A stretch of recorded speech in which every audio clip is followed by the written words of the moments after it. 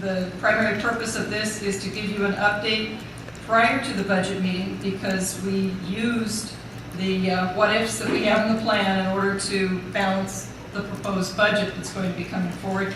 I certainly didn't want anyone to be caught off guard with what is going to be presented in the budget that would be in terms of reduction. So prior to this, I also met with the association for both the licensed and the ESP, and then any other people that would be affected by the reduction of force, that either had their supervisors or myself meet with them so that they have a heads up. And the idea is to be as transparent as possible, but to also understand that at this point, this is what is in the budget. There are a lot of moving parts that are still happening.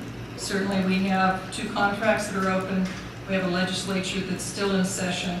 We don't know a lot of things about what's going on in terms of federal government and the sequester and so forth, if any of those kinds of things are going to change, which could then impact the final outcome of all of this.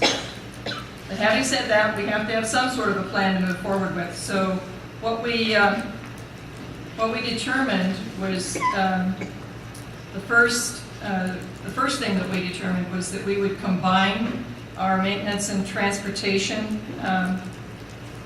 facility instead of having 2 separate facilities. So with that, that will cause a reduction of 1 Secretary 3 position. And I won't be talking about people, I'll be talking about positions, because as the board is aware, you know, depending on seniority and lots of other things, people who end up there, what we try to do is make sure as few people as possible end up getting a layoff notice, but certainly there are a lot of other factors, so it'll just be the position that's talked about at this point. So with the combination of the transportation and maintenance, that would be 1 Secretary 3 reduction. While we're in that area, we're also proposing to reduce 2 maintenance, 1 custodial positions. Moving away from that, something I really don't like to do, but it's getting to the point now where there are no, as with that one that we just made, are no really good choices to make anymore. So when we're looking at the licensed positions, we're talking about combining our, as we did in years past, combining PE and music for the elementary, so that we end up eliminating 1 elementary PE position and 1 elementary music position, and having the remaining positions cover all 3 buildings. We're also proposing reducing the tag coordinator position to 0.5 FTE. And then along with that, our Safe Schools project director, Trudy Townsend, who's been grant funded, that's no longer going, we don't have the funds anymore. I had hoped by this point we would be able to have sustainability that would allow us to move forward with all the pieces that she has been coordinating for us.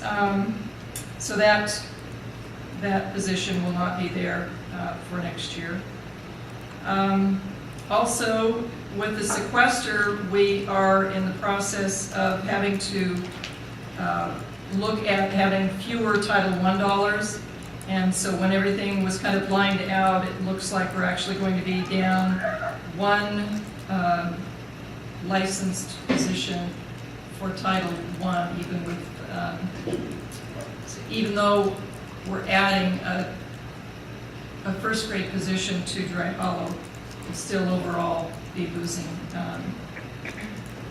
1 Title I position out of the district.